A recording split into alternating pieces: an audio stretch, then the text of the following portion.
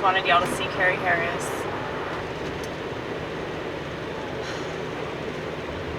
I bet that's what y'all look forward to. Whenever you watch this channel, you're like, when's Kerry Harris gonna come back? We miss him so much. Well, there he was. I'm glad you got your Kerry Harris fix, because I definitely feel fulfilled. I know that my day is going to be better because I saw his beautiful face.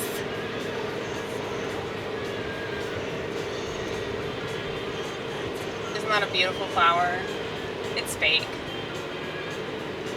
It's made out of paper. Ronnit got it at the Holistic Connection and gave it to me. And it inspired me to clean out my car.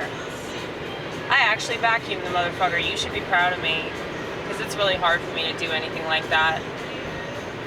I'm probably the most disorganized person on planet Earth. As a child of God, you were never alone. So true. So true.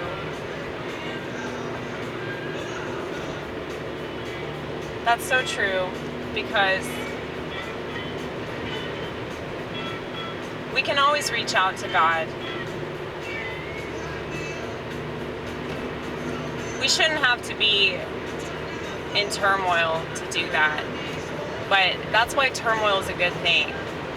That's why I look at things like mental illness as a gift, because it brings me to my knees. And anything that brings me to my knees is naturally going to bring me closer to God if I'm not a pansy. People that are pansies don't understand this, which is why they play the victim about it and see a shrink. And then the shrink gives them medication that kills them. And if it doesn't make them kill themselves or somebody else, it's going to destroy any authenticity that they previously had.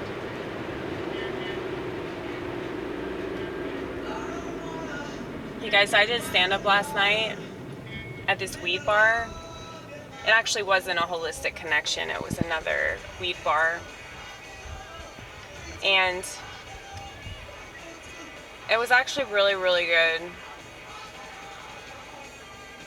I think that I just need to lie down every single time I do stand-up. Because it's just better that way. Like, I feel a lot more comfortable.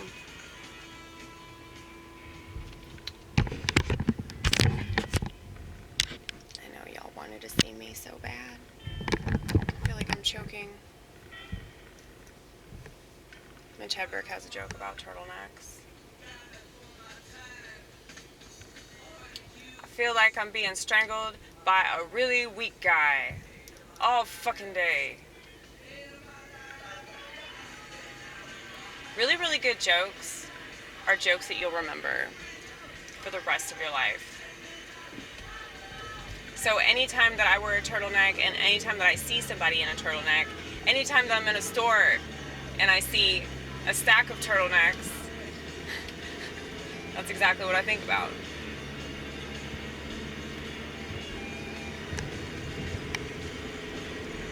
And that's awesome. That's awesome to be able to create something that other people remember for the rest of their life. And it might seem really minute and trivial, but if it makes you laugh, it's not, because that releases endorphins, so that gives you more positive energy. So they don't want people to laugh. They don't want people to have a sense of humor at all. That's why they gave us technology, to infantilize us, because people aren't as capable of finding the humor in things. Okay, why'd you put your turn signal on and not even go? Seriously? Is that a joke? It probably was a joke. You were talking about joking. He was like, here you go. Here's another one. Woman? Woman? It must be a woman, because they can't make up their mind. Anyway. Yeah, but I know that I previously stated this, but I really mean it. I don't really want to talk about the stuff that I've been talking about. I mean, I feel like my politics and my religion are going to be obvious. So I don't need to, like, obsess about, you know, making some sort of statement. Because that will come out. Like last night, I went up there and I didn't have any jokes prepared. But, you know, I talked about how women shouldn't have rights. And that came out naturally. It wasn't something that I read off of a piece of paper or, you know, something that I memorized as part of a set. And I think that really is the trick. Because if it's coming from a natural place, then it's just a lot more enjoyable. And a lot of times, you know, you can't tell if a person's kidding or they're serious. And I think that is another appeal to it. Because there's a lot of stuff that needs to be said. And if you say it in such a way that they can't detect your seriousness, then that's the easiest way to get away with it. So,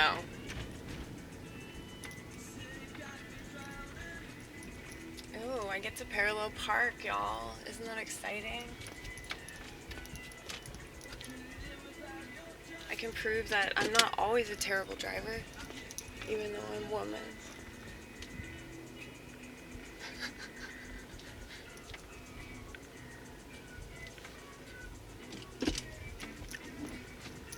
But yeah, like,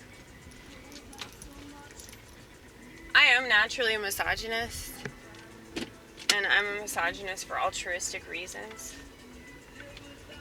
I was thinking about this earlier, how abortion really is like the end result of a very, very destructive, okay, I got 5 minutes. A very destructive lifestyle of promiscuity and irresponsibility. And if that's the kind of lifestyle you're living, of course you're gonna abort that baby, you know? Because why would you want evidence of that lifestyle?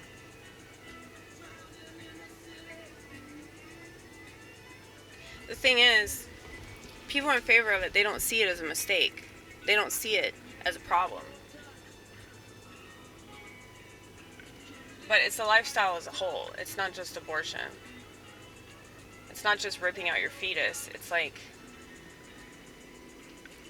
having sexual intercourse when you're not prepared to handle the consequences of that activity. And you don't have to explain to me that, you know, not everybody's asexual and can just turn off their sexual desires. Well, you can definitely turn them down.